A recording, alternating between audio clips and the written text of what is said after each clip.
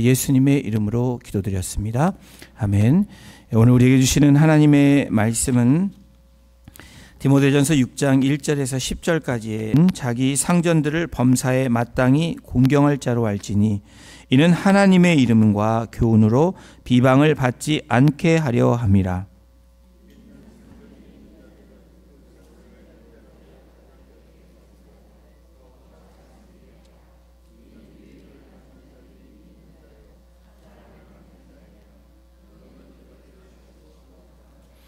누구든지 다른 교훈을 하며 바른 말 곧 우리 주 예수 그리스도의 말씀과 경건에 관한 교훈을 따르지 아니하면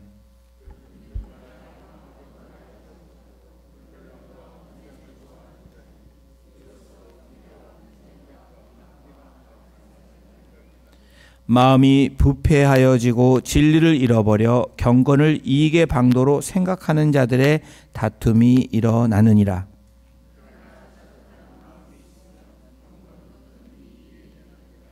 우리가 세상에 아무것도 가지고 온 것이 없음에 또한 아무것도 가지고 가지 못하리니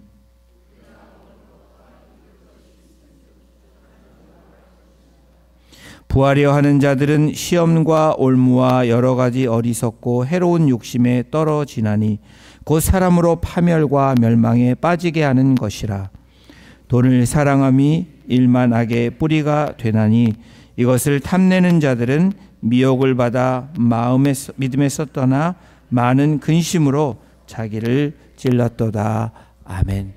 죽게 하듯이라는 제목으로 오늘 본문의 말씀을 함께 나누겠습니다. 디모데전서 6장, 오늘 읽은 6장이 디모데전서의 마지막 챕터입니다.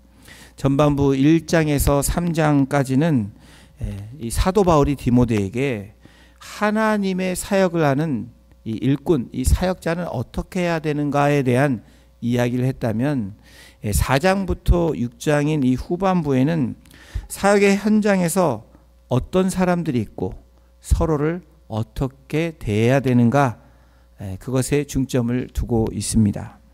성도들을 대하는 태도, 또 공동체 안에 있는 소외된 과부를 돌보는 이런 규례, 그리고 교회 지도자에 대한 지침에 대해서 말하면서 공동체에서 가족처럼 서로 대하라 라고 권면을 하고 있습니다.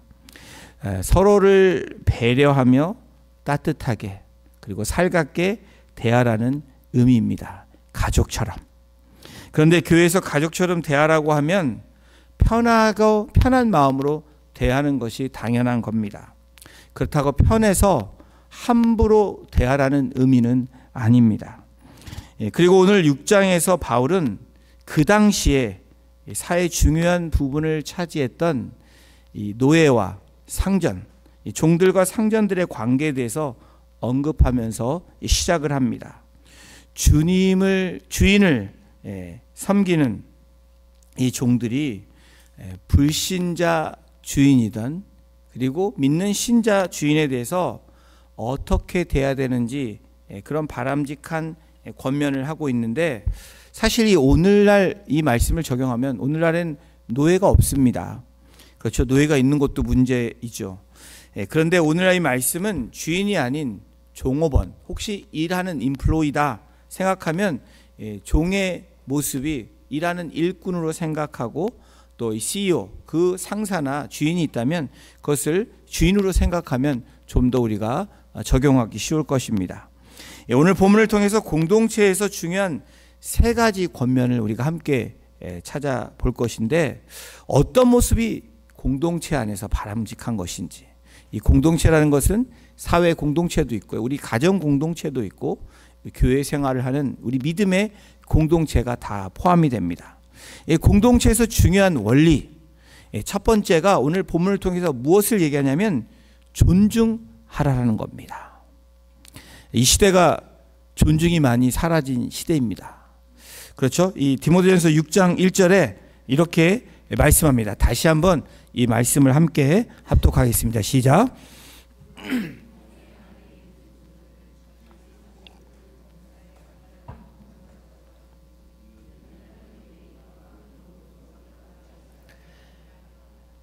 멍에 아래에 있는 종들, 그 당시에 노예들을 가리킵니다.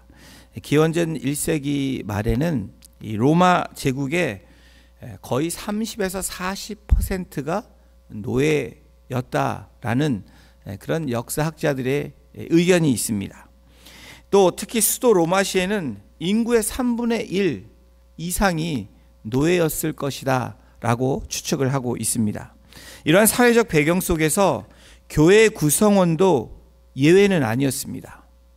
사회적인 현상이 그러다 보니까 교회 구성원들도 주인이 있고 노예가 있는 그런 구성원들로 생기게 되었다라는 거예요.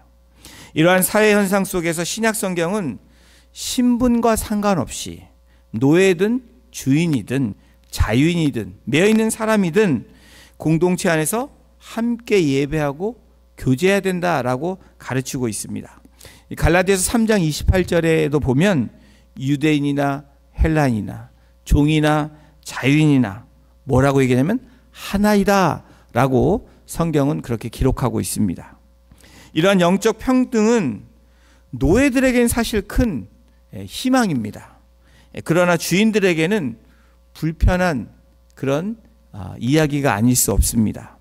교회 안에는 노예와 그들의 주인, 또 자유민 등 다양한 배경을 가진 사람들이 함께 있었는데, 여러분 교회 안이 어떻겠습니까? 문제들이 있었겠습니까? 없었겠습니까? 문제가 있었으니까 이 서신이 쓰여진 겁니다. 교회 안에 갈등이 생긴 겁니다.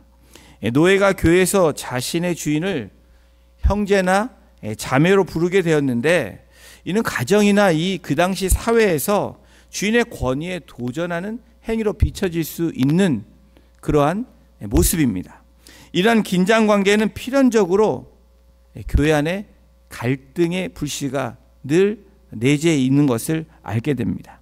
이러한 갈등을 해소하기 위해서 성경은 뭐라고 얘기하냐면, 종들은 자기 상전들을 범사에 마땅히 공경하라라고 오늘 6장 1절에 기록하고 있습니다. 분명히 존재했던 사회적 신분이 공동체 안에 있었던 것을 사도 바울이 알고 디모데에게 그리고 에베소 교회에게 전하는 서신입니다. 고용인과 피고용인의 모습에서 함께 예배 드리고 있다. 지금은 전혀 큰 문제가 되지 않습니다. 그런데 여러분, 그 당시에 내가 부리고 있는 노예가 나랑 함께 동등한 입장에서 예배를 드린다. 주인으로서는 참 받아들이기 어렵죠. 근데 교회 안에서는 높고 낮음이 없다라는 그 복음을 가르칩니다. 교회 안에서 종과 주인의 모습을 행사할 수 없다라는 것을 압니다. 그러나 사회에서 종들이 그런 교회 안에서의 그런 가르침을 잘 따르고 잘 나가면 되는데, 사회에서도 일상의 삶으로 돌아갈 때에 어떻게 되냐면 자기의 위치에서 그것을 잘해야 되는데 그렇지 않았다라는 것을 오늘 말씀을 통해서 알게 됩니다. 그런 모습으로 인해서 불편함이 있었던 공동체 안의 갈등을 사도 바울이 이 말씀을 통해서 권면하고 있는 겁니다. 상전들을 섬길 때에 자신의 위치를 알고 맡은 일에 최선을 다하라라고 지금 말하고 있는 거예요. 여러분, 오늘 이 6장 1절에 보면 마땅히라는 이 단어가 나옵니다. 마땅히 존중하라는 거예요. 이 마땅히라는 단어의 원어를 보면 모든 존중, 존경의 의미를 다 포함하고 있습니다. 단순히 피할 수 없는 의무를 넘어서 종들이 단순히 피할 수 없는 의무를 넘어서 이 주인을 향할 때 존경과 인정을 하라는 거예요. 왜 종들이 그렇게 해야 된다고 성경이 말하고 있습니까? 이것은 오늘 우리들에게도 하시는 말씀입니다. 그 이유는 하나님의 이름과 교훈으로 비방을 받지 않게 하기 위함이라고 성경은 분명하게 밝히고 있습니다. 오늘날 우리의 관점에서 이것을 적용한다면 직장 상사나 또 고용주를 대할 때 우리는 그 사람이 그리스도인이든 아니든 어떻게 해야 된다고요? 마땅히 존중해야 되고 존경을 표해야 된다라는 거예요.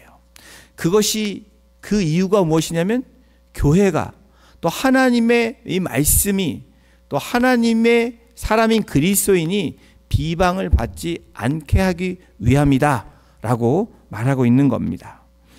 이러한 이 공동체의 중요한 원리, 이 존중, 여러분 공동체 안에서도, 믿음의 공동체 안에서도 존중이 사라지면 어떻게 돼요? 마땅히 당연하게 존중하고 그것을 존경해야 되는 그러한 이 질서가 깨지면 문제가 발생한다라는 거예요. 공동체 안에서 중요한 원리 또 하나는 서로 섬겨야 된다라고 말하고 있습니다. 우리 6장 2절에 보면 이렇게 말합니다. 믿는 상전이 있는 자들은 그 상전을 형제라고 가볍게 여기지 말고 더 잘 섬기게 하라. 이러한 모습은 오늘 우리 주변의 교회나 직장에서도 드물지 않게 볼 수 있는 광경입니다. 먼저 직장을 보면 사람들은 처음에는 어려워합니다. 규율에 따릅니다. 그런데 믿는 사람이 있고 좀 친한 사람이 있으면 어떻게 되죠? 시간의 지남에 따라서 점차 마음이 해이해진다라는 거예요. 편한 것은 좋은 것입니다. 그런데 편한 것을 넘어서 선을 넘게 되면, 존중이 무너지면 어떻게 돼요? 문제가 생긴다는 거예요. 가볍게 여기게 되면 문제가 발생하게 된다는 겁니다. 교회 안에서도 마찬가지입니다. 여러분, 우리들의 모습을 한번 보십시오. 처음에는 어려워합니다. 어려운 것이 좋은 건 아니지만 어렵게 생각하고 존중하는 마음은 귀한 마음입니다. 그런데 여러분 어떻게 해요? 세상에서는 규율을 잘 따르는데 교회 안에서의 질서를 무너뜨리려고 하는 그런 일들이 비일비재하다라는 거예요. 교회만 오면 은혜를 내세웁니다. 여러분, 우리는 은혜로 살아가는 사람 맞습니다. 근데 은혜 받은 사람은 은혜를 내세우면서 자기를 주장하면 문제가 발생한다라는 거예요. 그것은 이미 은혜를 잃어버린 사람의 모습이라는 것입니다. 공과 사의 구분 없이 행동하는 사람들이 종종 발생하게 됩니다. 어떤 사람들은 계속 잘해주면 이런 호의를, 이런 친절을 남용합니다. 심지어 악용하는 그러한 사람들도 있다라는 거예요. 다른 사람을 이용하기도 하고 그러한 관계가 되면 어떻게 되죠? 호의와 이 친절을 베푼 사람에게 상처가 된다라는 거예요. 매일 밥을 잘 사주는 언니가 있습니다. 오빠도 있겠죠. 모임을 가질 때마다 늘 베푸는 분입니다. 선한 마음으로 또 주님이 주신 말씀이 있기에 또 그리스도인으로서 섬기는 마음으로 늘 먼저 베푸는 그런 분입니다. 그런데 모임 중에 좀 비싼 식당을 가기로 결정을 합니다. 그래서 멤버들이 걱정을 해요. 개인이 내야 되는 비용이 만만치 않기 때문입니다. 그런데 그 중에 어떤 멤버가 다음과 같은 말을 하는 거예요. 뭘 걱정해? 언니가 있잖아. 그 언니가 내면 돼. 여러분, 이게 그냥 말 같지만 우리가 일상생활에서 그 사람이 하면 돼 당연하듯이 받아들이는 우리들의 모습, 당연하듯이 얘기하면 어떻게 되죠? 선한 마음으로, 기쁜 마음으로 섬기는 사람에게 상처를 줄 수 있다라는 사실입니다. 그리고 그 결과는 어떻게 되죠? 그 관계는, 그 공동체는 깨어질 수밖에 없다라는 거예요. 사랑하는 성도 여러분, 호의를 받으면 호의로 돌려줘야 되는 것이 바로 그리스도인의 삶입니다. 누군가 여러분들에게 친절을 베푼다, 호의를 베푼다, 또 공동체 안에서 그렇다 그러면 당연하게 생각하면 안 된다라는 거예요. 우리는 그 호의를 감사함으로 받고 또 그분을 그렇게 대하면 되는 것입니다. 이것이 서로를 섬기는 모습이다라고 오늘 본문을 통해서 우리에게 말씀하고 있습니다. 세상에서 당연히 살아내야 되는 그리스도인들의 모습, 그것이 오늘 주신 이 말씀에 대한 우리의 반응이기도 합니다. 그래야 관계가 오래가고 유지된다라는 거예요. 우리 믿음의 공동체도 예외는 아닙니다. 그런데 여러분, 공동체 안에 버려야 될 두 가지 나쁜 근성이 우리 안에도 여전히 존재하고 있다는 거예요. 그 첫 번째가 노예 근성이 우리 안에 있다는 겁니다. 또 하나는 거지 근성이 있습니다. 동의가 안 되시죠? 자, 노예 근성은 뭐냐? 시키는 일만 하는 것입니다. 그런데 이러한 노예 근성을 깨트리는 방법을 오늘 본문에서 이야기하는데, 이 노예가 평상시에 일상으로 돌아갈 때 어떻게 해요? 상전을, 주 안에서는 하나이지만 나의 맡은 책임은 노예라는 거죠. 나의 하는 일은 상전을 모시는 일이라는 겁니다. 그래서 이러한 노예 근성을 깨트리는 방법, 그것은 최선을 다하는 삶이라는 거예요. 서로 섬길 때에, 최선으로 섬기는 모습이 될 때에 노예 근성을 버릴 수 있게 되는 것입니다. 성경에 예를 든다면 바로 요셉입니다. 구약의 요셉이 누구입니까? 형제들로 인해서 애굽으로 팔려가서 노예가 됩니다. 그런데 요셉은 노예가 아님을 스스로 증명하는 그 중요한 삶의 모습과 태도가 있는데, 그게 뭐냐면 열심히 최선을 다해서 그 주인을 섬겼다라는 거예요. 그 주인이 믿었던 안 믿었던 그 주인을 최선을 다해서 섬겼다라는 겁니다. 우리의 삶에는 노예 근성들이 분명히 있습니다. 예를 들면 예배에도 항상 늦게 오는 습관이 우리에게 있어요. 또 어디에 약속을 가면 늦게 가는 습관들이 우리에게 종종 있습니다. 노예가 아님을 증명하는 것은 주인의식을 가지고 살아가는 삶의 자세라는 거예요. 먼저 와서 먼저 준비하는 거예요. 예배도 그렇고요. 우리 삶의 방식도 그런 것입니다. 내가 주도적이 되고 능동적이 되는 거예요. 시키는 대로 하는 것은 노예 근성이 있는 모습이라는 겁니다. 그 노예 근성을 깨트리는 것은 내 스스로 능동적으로 적극적으로 움직이는 모습이라고 오늘 성경이 우리에게 말씀하고 있는 겁니다. 또 하나 버려야 되는 근성은 거지 근성이라고 말씀을 드렸죠. 거지 근성이 뭐죠? 거지가 뭐 합니까? 구걸을 하잖아요. 왜 구걸을 합니까? 받기 위해서. 거지는 받는 사람입니다. 주는 사람이 아니라는 거예요.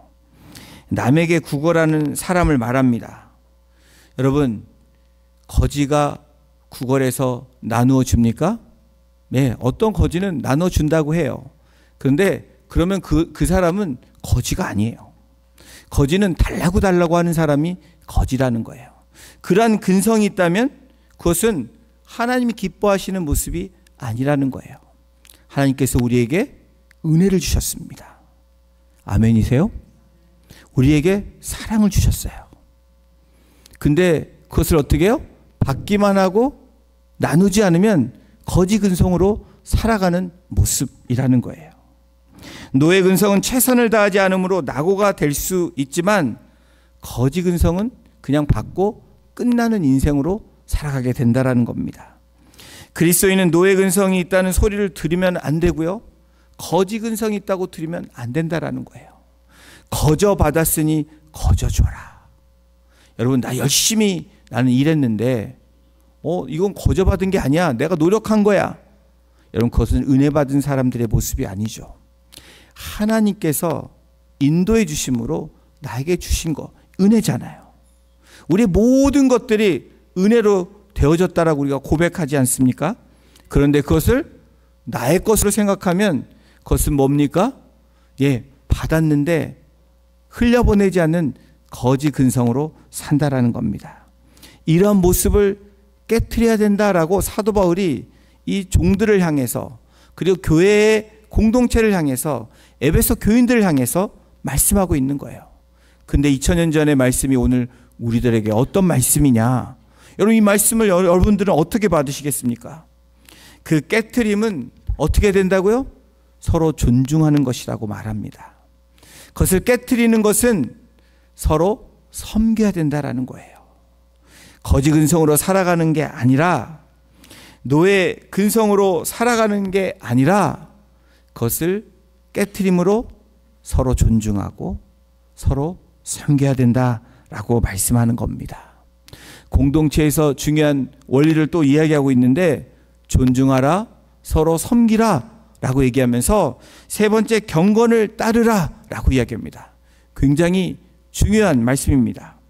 첫 번째, 두 번째는 수평적인 관계 이야기였다면 여러분 이 세 번째 경건을 따르라 라는 말씀은 수직적인 관계를 이야기합니다. 다시 말하면 하나님과의 관계를 말하고 있는 거예요. 나 자신이 경건에 이를 수 있도록 하나님과의 계속적인 관계가 필요함을 말하고 있는 것입니다. 자신의 셀프 디스플린이 필요하다라는 거예요. 우리 디모데전서 6장 3절을 함께 같이 읽어보도록 하겠습니다. 시작. 누구든지 다른 교훈을 하며 바른 말 곧 우리 주 예수 그리스도의 말씀과 경건에 관한 교훈을 따르지 아니하면, 초대 교회에서 일어났던 그 일들 가운데 교회가 혼란에 빠지는 일들이 있었습니다. 고린도 우리 후서를 말씀을 나누면서 고린도 교회 문제가 뭐죠? 거짓 교사들이 침투해서 혼란을 일으켰다라는 거예요. 에베소 교회도 마찬가지였다라는 겁니다. 이러한 일들에 대처하는 방법을 사도 바울이 3절에서 밝히고 있습니다. 그것이 뭐죠? 바른 말을 하라는 거예요. 여러분, 바른 말이 뭐죠? 내가 생각하는 옳은 말이 바른 말이 아니라는 겁니다. 오늘 분명히 말하는 바른 말은, 우리 3절을 다시 한번 띄워주십시오. 주 예수 그리스도의 말씀과 경건에 관한 교훈을 말하고 있는 거예요. 다른 교훈은 뭐를 말하죠?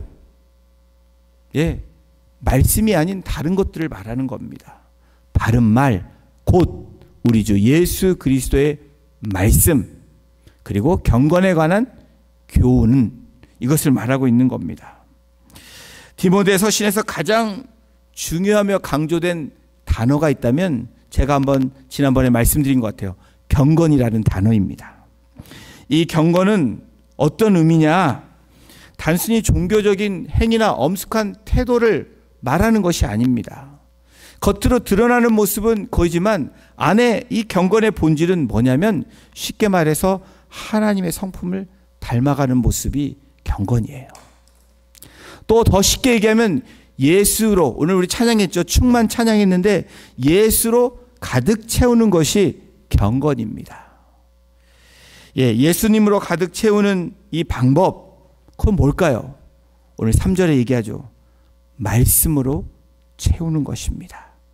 그러므로 경건은 쉽게 말해서 말씀 앞에 내가 쓰는 그 삶의 자세를 이야기하는 거예요. 경건하고 싶다. 내가 늘 말씀 앞에 쓰는 것입니다. 하나님이 나에게 뭐라고 말씀하셨는지 그 말씀 앞에 매일매일 나아가는 거예요. 경건 생활은 무엇입니까? 그것을 늘 반복해서 살아가는 삶을 말하는 거예요. 그 삶은 어떤 의미냐면 하나님에 대한, 그 말씀에 대한 깊은 존중, 그리고 사랑이 그 안에 내재되어 있고 깔려 있다라는 거예요. 다시 말하면 일상생활 속에서 말씀 앞에서 순종하는 삶. 어떤 상황이 되었을지라도 내가 그 말씀 앞에 서며 그 말씀대로 살아가는 삶이 경건한 삶을 사는 삶이라고 말하는 거예요. 그러므로 하나님과의 관계로서 사는 것은 경건한 모습으로 살아야 된다는 것을 의미하는 것입니다. 그냥 겉으로 드러나는 거룩한 체하는 것이 경건이 아니라는 거예요. 그래서 여러분, 경건은 우리가 천국 갈 때까지 삶에서 늘 놓지 말아야 되는 중요한 우리의 삶의 본질이기도 합니다. 디모데전서 4장 7절에 말씀하죠. 우리 함께 같이 읽어보겠습니다. 망령되고 허탈한 신화를 버리고 경건에 이르도록 내 자신을 연단하라. 경건에 이르도록 뭘 하라고 얘기합니까? 자신을 연단하래요. 훈련하라라는 거예요. 그냥 경건은 하루아침에 되는 것이 아니라 날마다 나아가는 것입니다. 하나님의 성품을 담도록 예수 그리스도로 채우는 그 훈련이 매일매일 되어질 때 어떻게 돼요? 하나님의 뜻대로 살아가는 복된 인생이 된다라는 거예요.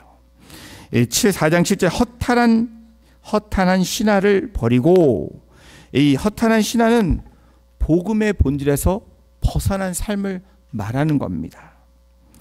성도들을 현혹하는 가장 흔한 허탈한 신화. 여러분, 이 좋은 예 중에서 우리 교회 안에서 이런 이야기를 제가 만약에 한다면 여러분은 교회를 떠나셔야 돼요. 가짜 목사이기 때문에. 예수님만 믿으면 이 세상에서 무조건 잘 된다. 부자가 되고 병이 낫는다. 저는 이런 얘기를 할 수가 없습니다.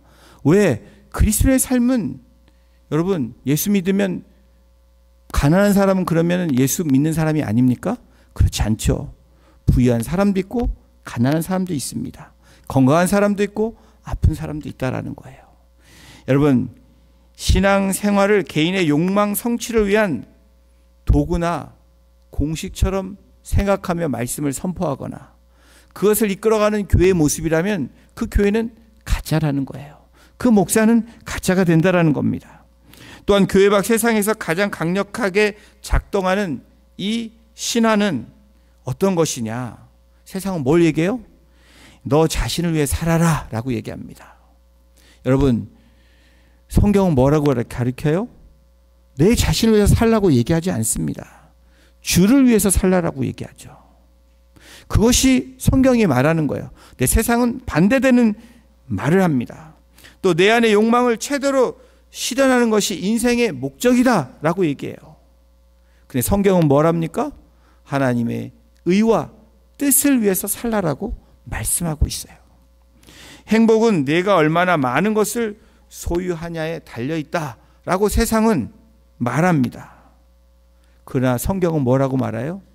그리스도 안에 있을 때 평안이 있고 가장 행복할 수 있다라고 성경은 우리에게 말씀하고 있습니다. 행복은 우리가 소유했다는 게 아니라 세상의 소유가 아니라 주님을 소유하냐에 따라서 우리 행복이 달라진다라는 것을 말씀하고 있어요.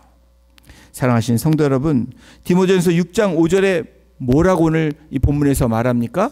마음이 부패하여지고 진리를 잃어버려 경건을 이익의 방도로 생각하는 자들의 다툼이 일어나느니라. 경건의 반대말은 뭘까요? 아니, 이것을 표현해서 경건이 사라지면 어떤 일이 발생합니까? 다툼이 일어난다라는 거예요. 여러분, 우리 안에 다툼이 일어났다. 내 안에 다툼이 일어났다. 경건이 잃어버리고 있는 상태라고 우리가 진단해야 된다라는 겁니다. 그 진단이 되어지면 여러분 돌이키셔야죠. 경건으로 찾아야 된다라는 겁니다. 하나님의 성품을 닮아가도록 다시 우리를 돌이켜야 되고 예수 그리스도를 채우는 삶이 되어질 때에 여러분 다툼에서 어떻게 돼요? 평안으로 그리고 하나됨으로 옮길 수 있다는 것을 말씀해 주고 있는 것입니다. 5절을 다시 보십시오. 마음이 부패하고 진리를 잃어버린 자들의 공통적인 특징이 나옵니다. 그것은 경건을 이익의 재료로 삼는다는 거예요. 다시 말하면 어떤 말입니까? 하나님을 높이는 것 같지만 실제로는 자신을 높이는 삶을 사는 그런 모습이 경건을 이익의 방도로 삼는다라는 거예요. 또 자신과 함께하는 사람들을 무시하거나 노예처럼 생각하는 그런 마음들이 바로 경건을 이익의 방도로 삼는 사람을 말하고 있는 것입니다. 요즘에 많은 이단의 이야기를 여러분 많이 들으셨을 거예요. 어떤 사람들은 이 물이 자기의 발을 닦은 물이 거룩한 물이라고 해서 성도들에게 마시게 합니다. 더럽지 않습니까? 예? 그걸 마시는 사람도 이상하지만 그렇게 하는 사람들이 있다라는 거예요. 왜 그렇죠? 경건을 잃어버리면 그렇다라는 거예요. 말씀이 없어지고 예수 그리스도의 삶을 채우지 않으면 다른 것들이 들어와서 다툼을 일으키게 하고 여러분 하나님께서 만드신 그 정체성을 잃어버리게 된다라는 거예요. 또 어떤 자들은 젊은 여성들로 하여금 자기를 둘러싸게 해서 왕으로 군림하는 그런 삶도 나타나잖아요. 여러분 그런 얘기를 많이 들으셨을 겁니다. 또 종교를 돈벌이의 수단으로 삼는 그러한 이단 집단들도 있습니다. 시장의 상품처럼 거래의 대상으로 삼는 거예요. 성도를 상품으로 보면 안 되는 거죠. 우리는 어떻게 돼요? 주의 귀한 존재로 봐야 되는 거죠. 어떤 TV 설교자는 이런 설교도 합니다. 시드 머니를, 이 종잣돈을 내면, 헌금하면 축복이 임하고 내가 축복해 주겠다 라고 얘기하는 거예요. 내가 축복을 합니까? 주님이 축복을 합니까? 내가 들어가면 문제가 된다라는 거예요. 공동체 안에서는 예수가 드러나야 되고 우리의 존재는 없어져야 되는 것이 건강한 공동체의 모습이라는 거예요. 어떤 자들은 주님의 재림이 가까이 왔기 때문에 선동을 합니다. 재산을 다 내야 된다고. 그런데 어떻게 그런 일이 근데 요즘에도 그런 일들이 일어나고 있다라는 거예요. 고린도후서 11장 20절, 2000년 전의 이 말씀이 오늘도 여전히 지금도 진행되고 있다라는 겁니다. 이 말씀 함께 같이 읽어보겠습니다. 시작. 누가 너희를 종으로 삼거나 잡아먹거나 빼앗거나 스스로 높이거나 뺨을 칠지라도 너희가 용납하는도다. 여러분, 경건을 잃어버린 사람들의 특징이 바로 이렇다는 거예요. 종으로 삼아도 가만히 있고, 잡아 먹어도 가만히 있고, 빼앗겨도 가만히 있고, 스스로 높이고, 뺨을 맞아도 그저도 받아들이는 그러한 모습들이 공동체 안에 있다라는 거예요. 우리의 원수 마귀는 하나님의 백성이 가지고 있는 이 경건을 빼앗으려고 우는 사자처럼 달려들고 있다라는 겁니다. 하나님의 성품을 닮아가는 것을 방해하고 있다라는 거예요. 예수로 채우려고 하는 우리들을 방해하고 무너뜨리려고 하는 것이 바로 우리의 원수 사단 마귀가 하는 짓입니다. 근데 여러분, 그것을 사람이 한다라고 우리가 자꾸 감정적으로 대하고 기분이 나빠하고 섭섭해하고 이런 모든 것들이 왜 그럴까? 오늘 말씀에 나와 있는 거예요. 경건에 이르도록 연단하지 않았기 때문이라는 거예요. 예수 그리스도로 채우지 않았기 때문이라는 거예요. 말씀 앞에 서지 않았기 때문이라는 거예요. 여러분, 말씀을 듣는다고 말씀 앞에 서는 게 아닙니다. 그 말씀을 순종하는 사람이 말씀 앞에 서는 거예요. 그 말씀을 믿고 내가 어떻게 하든 오늘 이 말씀에 순종하고 따르겠다, 그렇게 살아내는 것이 바로 말씀 앞에 서는 경건에 이르도록 연단하는 사람의 모습이라고 오늘 성경이 말씀하고 있는 것입니다. 그런데 이러한 경건을 깨트리는 것은 무엇이라고 오늘 경고하며 권면하냐면, 여러분, 굉장히 사소한 일 같지만 뭐예요? 작은 것에 자족하지 않을 때, 그것이 하나둘씩 모여질 때 어떻게 돼요? 우리는 불평과 불만이 커진다는 거예요. 신앙생활도 여러분 마찬가지입니다. 자족하는 마음이 내가 있나? 지금 내가 아프지만 이것도 감사. 내가 물질이 좀 부족하지만 그럼에도 하나님 이렇게 살아가게 하시니 감사. 여러분, 이 작은 것에 자족할 수 있는 것, 여러분, 이것이 바로 경건의 시작이라는 거예요. 디모데전서 6장 6절에 이렇게 말씀합니다. 우리 함께 말씀 선포합니다. 시작. 그러나 자족하는 마음이 있으면 경건은 큰 이익이 되느니라. 우리 공동체 안에서도 감사 노트를 지금 몇 년 동안 계속 쓰시는 분이 계십니다. 처음에는 그런 고백을 하셨어요. 감사 노트 쓸 때는 처음에 막 불만도 있고 뭘 써야 될지도 모르는데 이제는 모든 것이 다 감사래요. 그러다 보니까 어떻게 돼요? 하나님의 성품으로 채워지는 것입니다. 보는 관점이 달라져요. 생각하는 생각들이 바뀌게 된다라는 거예요. 여러분, 그러면 그 모습은 어떤 모습이 될까요? 자족하는 모습이 계속해서 쌓이게 되면 여러분 어떻게 된다고요?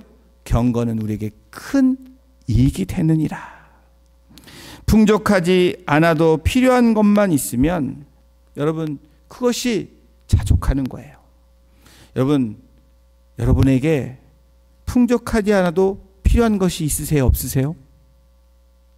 오늘 찬양했잖아요. 여러분이 예수 그리스도만 있으면 다 가진 거예요. 근데 우리는 가장 중요한 본질을 매일매일 놓칩니다. 이것이 없고 저것이 없고 이것이 불만이에요. 근데 여러분, 다 가진 사람인데, 예수 그리스도를 통해서 다 가졌는데 다 안 가졌다라고 말하는 자족함이 없기 때문에 우리 삶에서 문제가 발생하는 겁니다. 빈틈이 생기는 거예요. 여러분, 그 빈틈이 생기면 누가 들어올까요? 사단이 들어온다라는 거예요. 우리를 무너뜨린다는 것입니다. 어떤 작가가 다음과 같은 말을 했습니다. 이 시대는 수의, 여러분, 수의, 죽은 사람에게 입히는 옷, 수의 문화를 상실하고 지나친 수의 문화로 치닫고 있다라고 말을 합니다. 수가 말하면 숫자예요. 넘버예요. 여러분, 보다 많이 움켜쥐려는 사람들, 저와 여러분이 그렇지 않기를 소망합니다. 옷 한 벌을 입어도 여러 개의 주머니를 갖춘 옷을 입는 사람들이 있다라는 거예요. 주신 것에 자족하고 감사할 수 있는 저와 여러분이라면 우리의 인생은 복된 인생이라는 거예요. 그 주머니에서 나오는 것들로 배불리 먹고 또 배설하느라 인생 아까운 줄 모르는 사람에게 주머니 없는 수의를 입히는 것. 우리 천국을 소망하는 사람은 뭐예요? 수의를 입을 준비를 하는 사람이라는 거예요. 수의, 죽은 사람의 입히는 옷은 주머니가 없습니다. 수의의 특징이 그거예요. 디모데전서 6장 7절에 말하죠. 이것이 진리입니다. 함께 이 말씀 읽겠습니다. 시작. 우리가 세상에 아무것도 가지고 온 것이 없음에 또한 아무것도 가지고 가지 못하리니. 여러분, 아멘이십니까? 우리가 아무것도 가지지 않고 이 땅에 태어났어요. 갈 때도 주머니에 뭐 못 넣고 갑니다. 그런데 여러분, 우리의 인생이 안달이 나는 사람처럼 때로는 우리의 모습이 그렇게 행동한다라는 거예요. 6장 7절에 이 명백한 말씀이 있음에도 그 말씀을 끄덕이면서 알면서도 여러분 어떻게 해요? 이 땅에서 영원히 살 것처럼 우리는 거기에 집중하고 있다라는 거예요. 그래서 눈만 뜨면 뭔가를 좀 달라고 하는, 아까 말씀드린 이 거지 근성이 발동한다라는 거예요. 거지 근성을 없애고 노예 근성을 없애는 방법 중에 하나는 자족인데, 그 자족에 대한 반응, 우리의 반응이 뭔지 아십니까? 감사라는 거예요. 다음 주가 감사 주일입니다. 그 주일만 감사하는 게 아니라요, 매일매일이 우리의 감사 날이라는 겁니다. 사랑하는 성도 여러분, 오늘 우리는 비록 이 땅에서 세상의 그 어떤 사람처럼 세상과 비교할 때 부유하게 사는 사람, 그런 사치로 사는 사람, 그렇게 살 수는 없을지라도 하나님께서 공급해 주시는 그 시간, 물질, 또 우리에게 주시는 건강으로 만족한다면, 자족한다면 그것이 복된 인생임을 오늘 사도 바울이 디모데를 통해서 에베소 교회 성도들에게 말씀한 것처럼 오늘 저와 여러분들에게 그 말씀을 하고 계시는 거예요. 우리는 세상의 사람들처럼 무엇을 먹을까, 무엇을 입을까, 무엇을 마실까 염려하는 사람이 되지 않아야 된다라는 겁니다. 대신에 먼저 그의 나라와 그의 의를 구하는 사람, 그것이 바로 하나님의 백성이라는 것을 오늘 밝혀주고 계시다는 것입니다. 여러분, 9절을 보십시오. 9절 보면 부하려 하는 자들에 대한 말씀이 나옵니다. 그런데 앞에 8절의 말씀을 염두에 둔다면 여기서 부하려 하는 자들이란 먹을 것과 입을 것이 있음에도 불구하고 그 이상의 것을 탐하는 사람들이다라는 거예요. 자족하지 않는 사람들. 자, 9절에 함께 같이 읽어보겠습니다. 시작. 부하려 하는 자들은 시험과 올무와 여러 가지 어리석고 해로운 욕심에 떨어지나니 곧 사람으로 파멸과 멸망에 빠지게 하는 것이라. 사도 바울은 이렇게 부하려 하는 자들, 곧 필요 이상의 것을 탐하는 자들의 결과는 어떻게 되냐? 파멸과 멸망에 빠지게 된다라는 거예요. 여러분, 자족하지 않는 삶을 살면 주신 것에 감사하지 않는 삶을 우리가 살게 되면 어떻게 된다고요? 파멸과 멸망으로 가는 길이라는 거예요. 잔 웨슬리는 다음과 같은 말을 남겼습니다.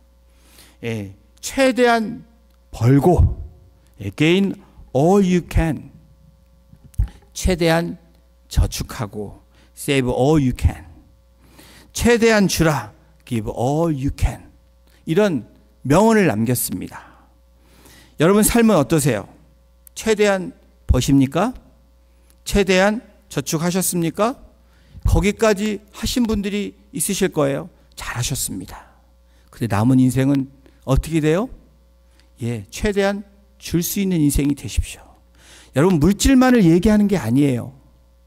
우리에게 주신 것을 나누어 줄 수 있는, 최대한 하나님께서 주신 것을 나누어 줄 수 있는 삶이 바로 우리를 부르신 하나님의 뜻이에요. 축복의 통로로, 복음의 통로로, 은혜의 통로로, 사랑의 통로로 우리를 부르셨다라는 거예요. 벌고 저축하는 데 집중하고 주는 부분을 소홀히 하면 어떻게 되죠? 노예가 된다라는 거예요. 그러면 여러분 필요 이상의 것이 우리에게 있다면 나누어 줘야 되는 거예요. 고이면 썩게 되어 있습니다. 우리의 마음도 부패하고요, 우리의 육신도 부패하는 거예요. 맞죠? 여러분 적게 먹어서 건강한 것처럼 자족하면 건강해질 수 있습니다. 이것이 영적 원리이고 우리 육체도 마찬가지예요.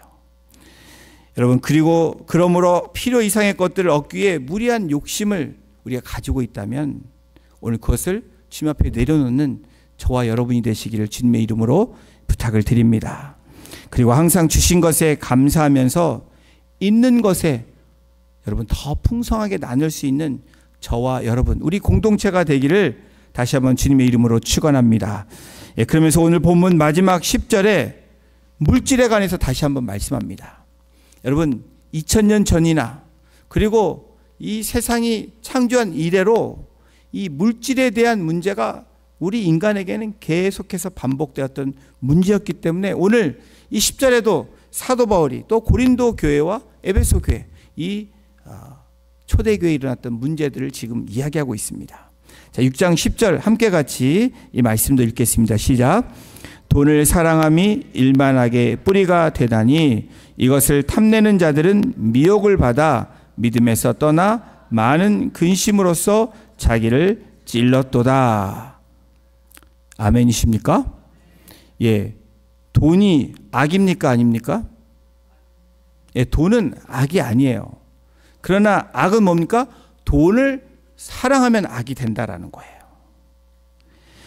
사도 바울은 돈을 사모하는 자들에 대해서 이야기하고 있는 것입니다. 돈을 가지고 있는 사람들 얘기하는 게 아니에요.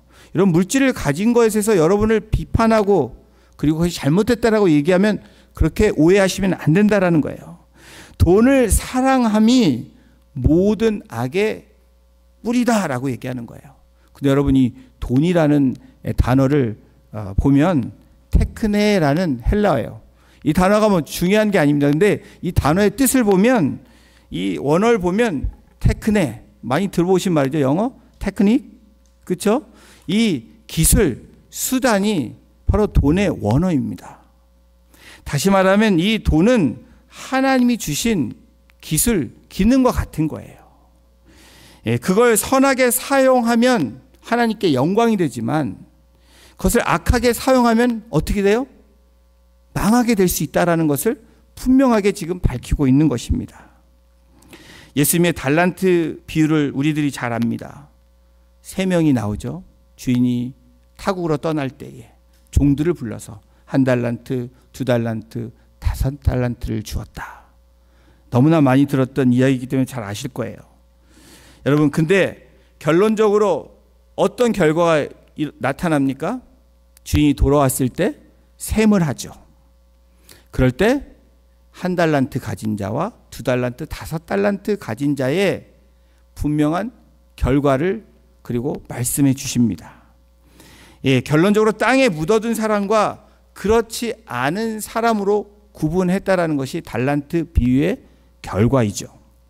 사랑하는 성도 여러분, 이 달란트에 비유해서 우리가 알 수 있는 게 무엇입니까? 움직이지 않는 신앙은 죽은 신앙이라는 거예요. 흘려보내지 않는 신앙은 죽어 있는 신앙이라는 거예요. 멎어 있는 게 아닙니다. 죽어 있다라는 것을 말합니다. 하나님은 우리가 안락함에 머물러 있지 않기를 원하신다라는 거예요. 우리가 그로잉하길 원하시는데 여러분, 그로잉 하려면 자꾸 흘려 보내야 된다라는 거예요. 성장하고 성숙하는 것은 흘려 보내는 것입니다. 구약에 나오는 아브라함, 모세, 여러분 잘 기억하십니다. 아브라함과 모세를 부르셨을 때에 그들의 삶이 어떤 삶이었어요? 안정적인 삶이었다라는 거예요. 그런데 여러분, 예를 들어서 모세를 부르실 때 불타는 떨기나무에서 모세를 부르십니다. 그때 모세의 반응이 Why me? 왜 저입니까? 라고 얘기를 하죠. 근데 하나님의 답변은 분명하십니다. 내가 너를 부른 것은 내가 완벽해서가 아니야. 네가 잘나서가 아니라는 거예요. 너가 순종하기 때문에 너를 불렀다는 거예요. 여러분, 우리에게 주신 것을 섬기면 뭐예요? 우상이 됩니다. 우리에게 주신 자녀를 이렇게 하면 우상이 되는 거예요. 우리에게 주신 물질을 우선순위로 하면 우상이 된다라는 거예요. 그러나 그것을 도구로 사용하면 어떻게 돼요? 바로 복이 된다라는 겁니다. 이것이 엄청난 차이입니다. 돈은 죄가 아닙니다. 멈춰있는 마음이 죄라는 거예요. 흘려보내지 않는 그 마음이 하나님은 죄라고 분명히 말씀하고 계시는 것입니다.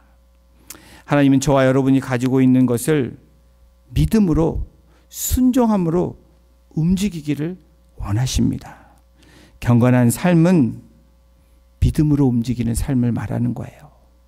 없어서도 믿음으로 움직일 수 있죠. 물질이 없어도, 건강이 없어도, 어떻게 해요? 지식이 없어도 우린 믿음으로 움직일 때 하나님이 일하신다라는 겁니다. 하나님이 역사하신다는 거예요. 이것이 경건한 삶을 사는 사람들 통해서 하나님이 역사하시는 방법입니다. 순종하는 사람, 말씀 앞에 서서 그 말씀을 따르는 사람. 사랑하는 성도 여러분, 공동체에서 수평적인 관계에 있어서 또 수직적인 관계에 있어서 오늘 말씀을 통해서 우리들에게 뭐라고 권면해요? 존중하라, 서로 섬기라, 그리고 경건을 따르라. 경건에 이르도록 힘써 연단하라. 오늘 이 한 주간에도 이 말씀에 따라서 말씀 앞에 서 있는 저와 여러분이 되기를 소망합니다. 말씀 앞에 서서 그 말씀대로 순종함으로 수평적으로 존중하고 섬기고, 그래야 VIP를 초청할 수 있는 거예요. 수직적으로는 늘 연단함으로 하나님의 성품과 예수로 채우는 경건에 이르는 저와 여러분이 될 때에 놀라운 그 하나님의 은혜와 축복을 누리는 이번 한 주간 우리의 삶이 될 줄로 믿습니다. 기도하시겠습니다. 하나님, 그렇습니다. 오늘도 경건한 삶을 살기를 원하시며 그 경건의 삶이 자족하는 마음으로, 감사하는 마음으로 하나님 앞에 나아가 말씀 앞에 순종하는 삶임을 주 앞에 고백합니다. 또한 그 말씀을 통해서 복음이 들어온, 또 복음을 받은 자로 수평적으로 상대방을 존중하며 또 서로 섬길 수 있는 그 수평적인 관계와 수직적인 관계가 이루어져 하나님이 귀히 쓰이는 축복의 통로, 복음의 통로, 은혜의 통로, 사랑의 통로가 되어줄 수 있도록 우리 성도님들 한 분 한 분을 주님 붙잡아 주시고 이번 한 주간도 이 말씀으로 인해서 승리하며 살아낼 수 있는 복된 주의 백성 될 수 있도록 인도하여 주시옵소서. 감사드립니다.